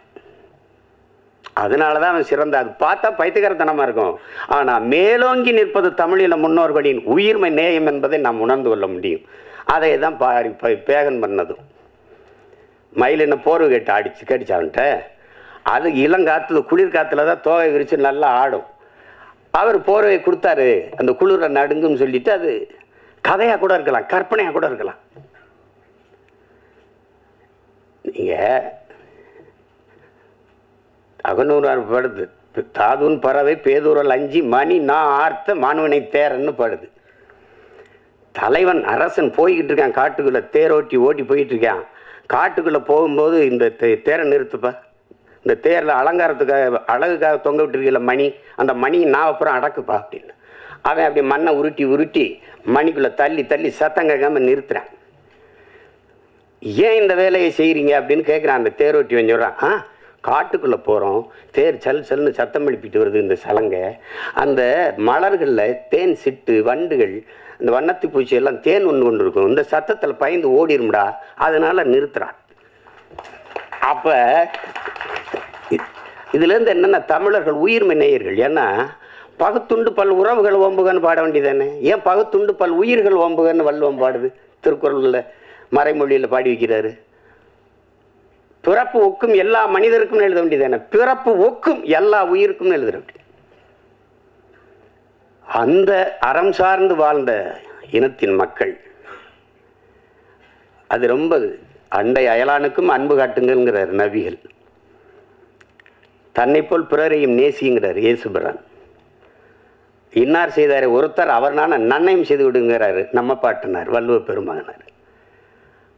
அந்த அறம் சார்ந்த கூட்டம் தம்பி சொன்னதெல்லாம் அது ஒரு துளி கதை. கௌதம் நீங்கள் குறிப்பிட்டது ஒரு கதை. அது மாதிரி பல நிகழ்வுகள் நான் உங்களுக்கு சொல்ல முடியும். எங்களில் பலாயிரக்கணக்கான பெண்களை வன்புணர்வு செய்து கொலை செய்தார்கள் சிங்களர்கள். ஏதாவது ஒரு செய்தி நீங்கள் கேள்விப்பட்டது உண்டா? ஒரு சிங்கள பெண்ணின் தாவணி தொட்டான், நிழலை தொட்டான் விடுதலை புரியும் மரவன் என்று நீங்கள் ஏதாவது செய்தி படித்ததுண்டா? இருக்காது, இருக்கவே இருக்காது. செஞ்சோலையில் வந்து அவள் விண்ணூர்தியிலேருந்து குண்டை வீசி 61 குழந்தைகளை கொண்டு விட்டான். நம்மகிட்டே விண்ணூர்தி இருக்கு, பறந்து போய் அவன் பள்ளிக்கூடத்தில் போட்டிருக்கலாம், செய்ய மாட்டார், செய்யலை. கட்டுநாயக்கா விமானப்படத்தளத்தை வந்து தகர்க்கிறார். ஏன் பொது விமானத்தளத்தில் குண்டு போட அவருக்கு எவ்வளோ நேரம் ஆயிருக்கும்? போடல, செய்ய மாட்டார். ஏன்னா அறம் சார்ந்து வாழ்ந்து நின்ற மறவன் பிரபாகரன் என்ற வீரன். அவர் தெளிவாக இருந்தால் என்னுடைய எதிரிகள் சிங்கள மக்கள் அல்ல, என் இனத்தை கொன்று குவிக்கிற சிங்கள இராணுவம் தான், அது தெளிவாக இருந்தார். இந்த படம் வந்து பிரம்மாண்டமாக எடுக்கப்பட்டிருக்கலாம்னா எடுக்கப்பட்டிருக்கலாம், ஆனால் இந்த உணர்வை சிதைக்காமல் கடத்திட்டாங்க. அதில் பிரம்மாண்டம் தேவைப்படல, ஒன்றும் தேவைப்படல. இப்படி ஒரு படத்தை தயாரிக்கணும்னு நினைச்ச முதல்ல பணம் போட்ட ராவணன், அவர் இன்னொருத்தரை சொல்கிறார், அவர் நேசமணி ராஜேந்திரன், தம்பி கரிகாலன், அப்புறம் என் தம்பி கருணாசு. அது ஒரு முன்னோட்டத்தை காட்டினா அப்போவே சொன்னேன், நல்லா வந்திருக்கு அப்படின்னு. கிட்டு வந்து என்னுடைய தம்பி, எங்களோட எங்கள் இயக்கத்தில் இருக்கிறவன் நல்ல பிள்ளை, படைப்பாளி. அவனுக்கு ஒரு ஆற்றல் இருக்குது, அது எழுத்தாற்றல் படைப்பாற்றல் எல்லாம் இருக்குது. படத்தில் உரையாடல்கள் அவ்வளோ நேர்த்தியாக இருக்கும். காட்சி அமைப்புகளில் எதுவும் பொய் சொல்லிட முடியாது. ஏன்னா வரலாற்று வந்து இலக்கியம் பொய் பேசும், புராணங்கள் வந்து பொய் பேசும். உருகி சுகம்பரா மார்வை திரிகி எரிந்தால் தீ இட்டால்னு சிலப்பதிகாரம் பாடுது. நான் போய் எங்கள் வாத்தியார்கிட்ட கேட்டேன், இப்போ வேறு மதுரையா? அப்போ மதுரை எரிஞ்சு போய் புதுசாக வேறு மதுரை வந்துச்சா அப்படின்னு கேட்டேன். அவர் அப்படி இல்லைடா இருக்கா, அப்படி இல்லைடா, அவளுடைய இதை அந்த துன்பத்தை நினைச்சு மதுரை அந்த மண்ணில் வாழ்ந்த மக்கள் வயிறு எரிந்தார்கள், நெஞ்சு எரிந்தார்கள். அதுதான்டா அது பற்றி எரிந்தது மதுரைன்னு வருது. அப்படிதான்டா எழுதுனது, தீ பிடிச்சி எரிஞ்சிடலடா அப்படின்றாரு. அது சொல்லும், சுவைபட சொல்வதற்கு சொல்லும். ஆனால் வரலாறு எப்பவும் போய் பேசாது, பேசக்கூடாது. அது மாதிரி இது காட்சி கற்பனையில் செஞ்சது இல்லை. போர்க்களத்தில் உங்களுக்கு தெரியாத இறுதி போர்லாம் எங்களுக்கு மருத்துவமனையில் தான் முதல்ல கொண்டு போட்டாங்க. பள்ளிக்கூடங்களில் தகர்த்தான், ஊடகங்களெல்லாம் தகர்த்தான். கர்ப்பிணி பெண்கள், வயது முதிர்ந்தவர்கள், பச்சிலம் குழந்தைகள் மீது குண்டு வீசக்கூடாது, அவன் அதையே குறி வச்சு செஞ்சான். ஆனால் அதில் எந்த இடத்துலையும் எங்கள் தலைவர் தடம் பிறண்டு உணர்ச்சி வயப்பட்டோ கோவப்பட்டோ செஞ்சில்லார். அவன் செஞ்சான். கடைசியாக மரத்து நிழலில் ஒரு வேட்டியை கட்டிக்கிட்டு அதில் நீங்கள் நம்ம அனஸ்தீசியா மயக்க மருந்து கொடுத்து இந்த கால் காயம் பட்டுருச்சுன்னா நீக்குவோம், கட்டுப்பு கைப்பட்டுருச்சுன்னா ஒன்றுமே இருக்காது. அந்த சிதைந்த காலை அது சரி பண்ணால் அப்படி அந்த காயத்தோடு அந்த வலியோடு தான். அவ்வளவு ஈகம் செஞ்சு போராடிய மக்கள் நாம். அதை மறைக்கப்படுதுன்னா எவ்வளோ கஷ்டமாக இருக்கும் பாருங்கள். நீங்கள் ஒரே வார்த்தையில் எங்களை பிரிவினைவாதிகள், தீவிரவாதிகள், செப்பரேட்டிஸ்ட்டு, டெரரிஸ்ட்டுன்னு கடும் கோபம். அங்கே தான் நமக்கு இப்போ பெருப்பும் கோபமாகிறது காரணம் அதுதான். உனக்கு என்ன தெரியும், வரலாறு தெரியாமல் பொழைக்க போன இடத்துல பிரபாகரன் நாடு கேட்டுக்கிட்டு இருக்கான். டேய், ஏன் பூமிடாது பொழைக்க வந்தவன்ட்ட நாங்கள் பறி கொடுத்துட்டோங்கிறதான் வரலாறு.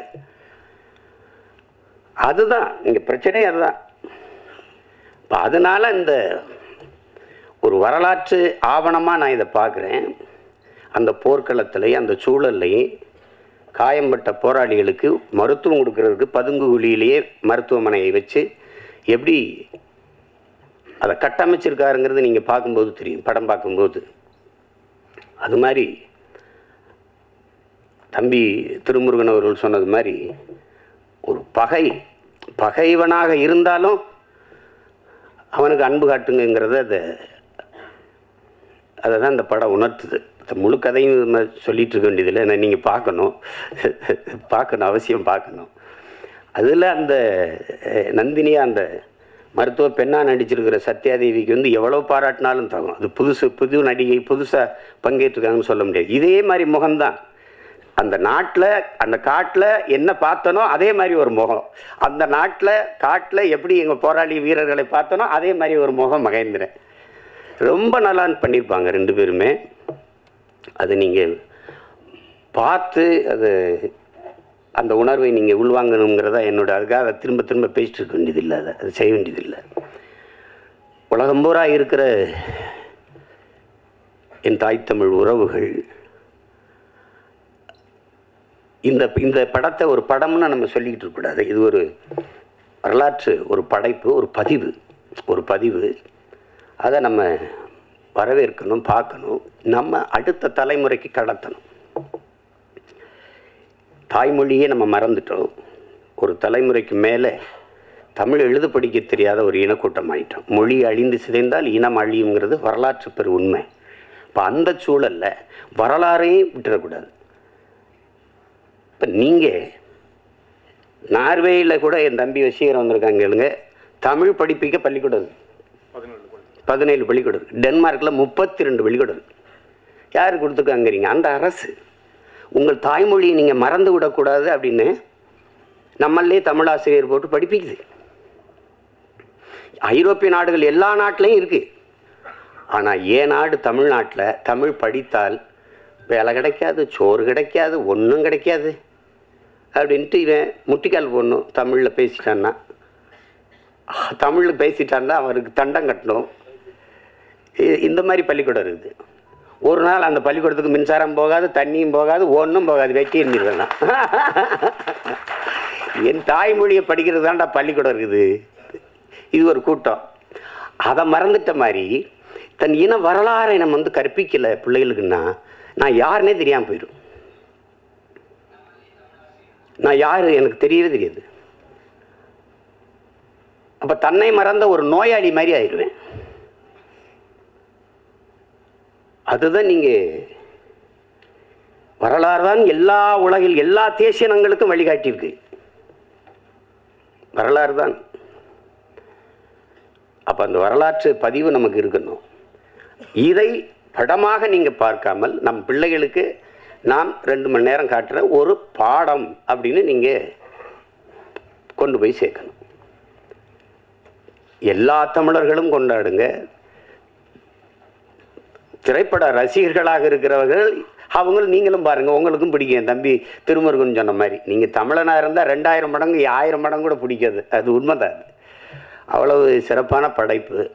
இதில் என்னென்ன பங்கேற்றுக்கிறதெல்லாம் எல்லாம் என் தம்பிகளாக இருக்கிறதுனால ஒரு நெகிழ்ச்சி, நமக்கு மகிழ்ச்சி, அது அளவு கிடந்த மகிழ்ச்சி. கிட்டு அவன் செஞ்சதில் இது ரொம்ப நேர்த்தியான ஒரு இது. பெரிய பொருள் செலவு பண்ண முடியல, பெரிய படைப்பாக எடுக்க முடியலைனாலும் அந்த உணர்வை சிதையாமல் கடத்திட்டான். அந்த ஆற்றல் அவனுக்கு அப்போ இருக்குது. குறும்படம் எடுக்கிற காலத்திலேருந்தே செஞ்சிருவான். அதை நல்லா செஞ்சுருக்காரு. அதுக்கு அவருக்கு என்னுடைய பாராட்டு. இசை என்னுடைய மகன் கென்னும் அந்த அவருடைய நண்பர் ஈஸ்வரும் போட்டிருக்காங்க. நான் எடுத்தோன்னே அதான் கேட்டேன். நான் முதல்ல அந்த இதை படிக்கலை, கென்னு தானே யாரா அந்த பின்னணி இசையெல்லாம் ரொம்ப நல்லா வந்திருக்கானே, கென்னு தானே பண்ணியிருக்கான் அப்படின்னு. பாடல்கள்லாம் நல்லா இருக்கும். அதில் கவிப்பேரரசு எழுதுன அந்த பாட்டு இது இது காதல் பாட்டாக இருக்குது. அந்த மண்ணை பற்றி வருகிற பாட்டெல்லாம் ரொம்ப சிறப்பாக இருக்கும், ரொம்ப சிறப்பாக இருக்கும். அதில் கருணாசுடைய அந்த பகுதி இருக்கே, இந்த படத்தின் இதயம் போல் இருக்கும். ஒரு மனித உடலில் இதயம் எவ்வளோ முக்கியமோ அது மாதிரி அந்த பகுதி இருக்கும். அது சொல்கிறான் பாருங்க, இவங்களுக்கு முன்னாடி தலையை மட்டும் குனிஞ்சிராதரா, செத்தாலும் பரவாயில்லடா அப்படிதான். அதுதான் அது. எப்படிதான் சேவராசுராம் பாருங்க, ஒருத்தன் காலில் விழுந்துதான் வாழ வேண்டும் என்கிற நிலை இருக்குமானா நான் எழுந்து நின்று இறந்து போவேங்கிறான். எங்கால என்ன கற்பிக்கிறாருன்னா, சரணடைந்து வாழ்வதை விட சண்டையிட்டு சாவது மேலானது. அவர் ரொம்ப நேரம்லாம் அவருக்கு பேச வளவளன்னா பேச மாட்டார், சுருக்கமாக பேசுவார். அதுக்கப்புறம் சொல்லுங்க, ஏன்னா அவர் சொல்லுக்கு முன் செயல், அதான் அவர் கோட்பாடு. இந்த செய்யலைன்னா செத்துமடி, செய்யலைன்னா சாகடி, அவ்வளோதான் எங்கள் கோட்பாடு. அதுதான் இல்லைங்க, செய்யலை என்றாலும் செத்துமடி அப்படின்னு. செத்து மடிஞ்சிட்டா அதனால சுருக்கமாக தான் சொல்லுவார். போராடினாலும் சாபம், போராடாவிட்டாலும் சாபம். போராடினால் ஒருவேளை வாழ்வதற்கு வாய்ப்பு இருக்கு, வாடா போராடிட்டு சாவும். அதுதான் இங்கே அவருடைய கோட்பாடு, அவ்வளோதான். அதுதான் இந்த படம் உணர்த்தும். நீங்க சுதந்திரம்ங்கிற அந்த விடுதலைங்கிற ஒற்றை வார்த்தை எப்படி இருக்கு பாருங்க. அது சொல்றாம பாருங்க, சுதந்திரம் என்ற சொல்லுக்கு அர்த்தம் தெரியாதவனுக்கு கூட சுதந்திரம் தேவைப்படுதுறாங்கிறான். அது புல்லு பூண்டு பூச்சி வண்டு நாய் நரி நத்தை எல்லாத்துக்கும் சுதந்திரம் தேவைப்படுது. அப்படின்னா மான தமிழ் மக்களுக்கு தேவையில்லையா? அது மானம் வீரம் அறம் மூன்றும் உயிரென்று வாழ்ந்த இனத்தின் கூட்டம் தமிழர்கள். நாம் அடிமையாக வாழ்ந்து செத்தம்னு வரலாற்றில் பதிவுறது மாதிரி ஒரு கொடுமை இருக்கா என்ன? அது அப்புறம் கதை, அது அப்புறம் பேசுகிறோம். அதுக்கு இது இடம் இல்லை. அதனால் இங்கே வந்திருக்கிற மதிப்புமிக்க ஊடக பெருமக்கள், ஊடகவியலாளர்கள், ரொம்ப பெரிய பெரிய இவங்கெல்லாம் வந்திருக்கிறீங்க, முன்னவர்கள்லாம். என்னுடைய அண்ணன் தானவர்கள், அண்ணன் தேனப்பனவர்கள்லாம் வந்து வாழ்த்தி சென்றிருக்காங்க. இதில் என்னென்னா, நீங்கள் இந்த படத்தை காட்டினாரா இல்லையான்னு தெரியல, ஒரு தடவை நீங்கள் தயவு செய்து பாருங்கள். பார்த்துட்டு அதை நல்லபடியாக கொண்டு போய் சேருங்க. இது எல்லாரும் பார்க்கணும். இப்போ நாங்கள்லாம் வந்து சில படங்களை அயோத்தி பார்த்துட்டு, கடைசி விவசாயி பார்த்துட்டு, அதெல்லாம் வந்து எவ்வளோ வேலை இருந்தாலும் அதை போய் பார்த்தது ஒரு கடமையாக, அதை எப்படியாவது எல்லாரும் பாருங்கள், ஆதரவு கொடுங்க அப்படின்னு சொல்கிறது காரணம் வந்து, இது சிலர் அதை ஒரு பொருட்படுத்தாமல் கடந்து போயிடக்கூடாது. இது இப்போ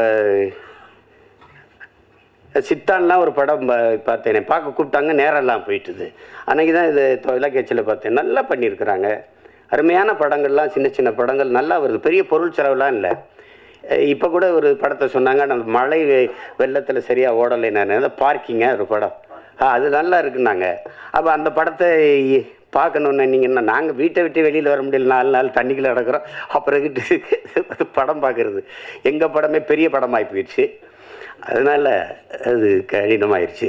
இல்லை அந்த மாதிரி போயிடக்கூடாது, கடந்து போயிடக்கூடாது. சல்லியர்கள்னு ஏதோ ஒரு பேர், இது என்ன இப்படி இருக்குது, இப்படி இந்த இதெல்லாம் யாருப்பா இந்த நடிகர்கள்லாம் நினச்சி நீங்கள் இதை தவிர்த்து விட்டு போயிடக்கூடாது மக்கள். அதனால் அவங்க கவனத்தை இழுத்து இதுக்கு ஆதரவு கொடுங்கன்னு சொல்ல வைக்கணும். அதுதான் இதில் முக்கியம்.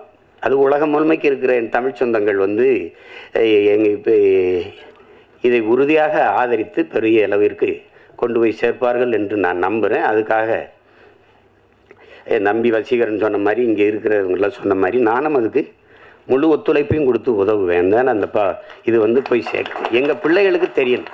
குறிப்பாக என் மகனுக்கு தெரியணும்ல. பெரிய பண்ணா யார்? நான் மட்டும் மாவீரன் பிரபாகரன் பேரை வச்சுட்டா மட்டும் போதாதுல, அவனுக்கு தெரியணும்ல.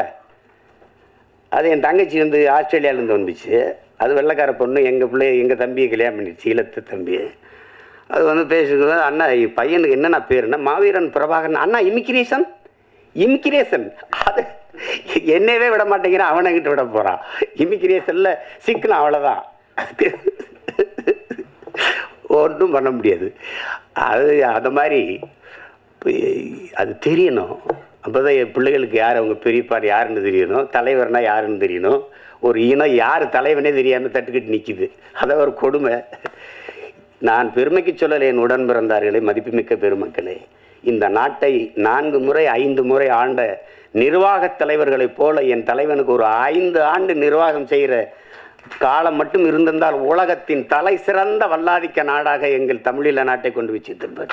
சிங்கப்பூர்லாம் சிங்கப்பூரை தாண்டி கொண்டு போயிருப்பார். கடைசி வரை ஒரு கெடு வாய்ப்பு, போர்க்களத்தில் நிற்கிற போராளி தலைவனாக இருக்க வேண்டியதாக ஆயிடுச்சு. விடுதலை அடைந்து ஒரு 5-10 ஆண்டு இருந்திருந்ததுன்னு வச்சுக்கிறோங்க, அவ்வளோதான். எங்கேயோ கொண்டு போய் சேர்த்துருப்பார். அவ்வளவு கனவு வச்சுருந்தார் அவர். 200 ஆண்டுகள் கழித்து என் இனம் எப்படி வாழணுங்கிற ஒரு பெருங்கனவு. ஆல்பர்ட் ஐன்ஸ்டீன் சொல்கிறான்ல, உலகத்தில் யாராலும் சுமக்க முடியாத பெருங்கனவை நீ சுமந்து நில்லடா, அதான்டா உலகத்தில் எல்லாத்தையும் விட பெரியதுன்றான். அப்படி ஒரு பெருங்கனவை வச்சுருந்தார், தன் இனத்தின் விடுதலைங்கிற ஒரு பெரிய கனவு. அது நிறைவேறல. அவர் பிள்ளைகள் நாங்களாவது அதை நிறைவேற்றணும், அதுக்கு தான் அரும்பாடாட்டி கொண்டிருக்கிறோம். அதில் அவரவர் பங்குக்கு என் தம்பி கருணாஸ் சொல்கிறான்ல, கென்னுக்கு நான் இதை தான் விட்டு போகிறேன், இந்த படத்தை தயாரித்து வைக்கிறது. அது மாதிரி நான் அவனுக்கு பெரியப்பாடே அந்த இதில் வந்து நான் அவனை பாராட்டலடா, அதான்டா நான் உனக்கு தர்ற சொத்து அப்படின்னு சொல்ல வேண்டியதுதான். அதில் என் தம்பி கிட்டு எவ்வளோ பாராட்டினாலும் தகுவு. அது நேர்த்தியாக செஞ்சுருக்கான். சிலது எப்படி செய்கிறேன்னு தெரியாது, அதை தொடக்கூடாது, ரொம்ப உணர்வுபூர்வமானது. அதை போய் தொட்டால் அது தேவையில்லாத அது வரும். நீங்கள் 1000 நாய் இருந்தாலும் ஒரு கல் எடுத்துருந்தீங்கன்னா ஓடும். நான் உருவத்தில் சின்னதாக இருக்கிற தேன்கூட்டில் ஒரு கல் எடுத்துருந்தீங்க நீங்கள் தான் ஓடுவீங்க. அது நீங்கள் 1000 பேராக இருந்தாலும் ஓடுவீங்க. அது மாதிரி இது ரொம்ப உணர்வுபூர்வமானது. அதை தொடும்போது கவனமாக தொடணும், இல்லைன்னா சிக்கலாயிரும், அது தேவையில்லாத வந்துடும். அதனால தான் அதை தொடாதீங்க, தொட்டால் கவனமாக செய்யுங்க, எல்லாம் தெரிஞ்சுக்கிட்டு செய்யுங்க அப்படின்னு நம்ம சொல்கிறது காரணம். அதனால் கவனமாக அந்த விடுதலை போராட்ட வீரர்களை பெருமைப்படுத்துகிற மாதிரி, எங்களுடைய மருத்துவ பிள்ளைகளை பெருமைப்படுத்துகிற மாதிரி இந்த பதிவை என்னுடைய தம்பிகள் கருணாசன் கிட்டுவும் செஞ்சிட்டாங்கங்கிறதுல எனக்கு பெருமை. ஒளிப்பதிவாளர் சிவி சதாசிவா, அந்த கலை இயக்குனர் முஜிபுர் ரஹ்மான் எல்லாருமே நல்லா பண்ணியிருக்காங்க. அப்புறம் அந்த சண்டையெல்லாம் வடிவமைச்சது யாரான்னு கேட்டேன். அவர் பேர் பிரபாகரன்னா, அப்போ நல்லா தானே வடிவமைப்பு அது இருக்கும். அதனால தான் அது சொல்கிறேன். வீரராஜ் பத்தாக்குறைக்கு அது எல்லாமே சிறப்பாக அமைஞ்சிருக்கு. நீங்கள் பார்த்துட்டு நீங்கள் பேராதரவு கொடுங்க. உலகம் முழுமைக்கும் வாழுகிற என் அன்பு தமிழ் சொந்தங்கள், தாயகத்திலே வாழுகிற தமிழ் உறவுகள் எல்லாரும் இதற்கு முடிந்தவரை இந்த படத்தை பார்த்து உங்களுடைய ஆதரவையும் அன்பையும் அதுக்கு காட்டுங்கள். மற்றபடி படம் வென்ற பிறகு மறுபடியும் ஒரு விழா வச்சு நம்ம மறுபடியும் சந்திப்போம். என்னடா தம்பி, உங்கள் அனைவருக்கும் என்னுடைய அன்பும் வணக்கமும். நன்றி.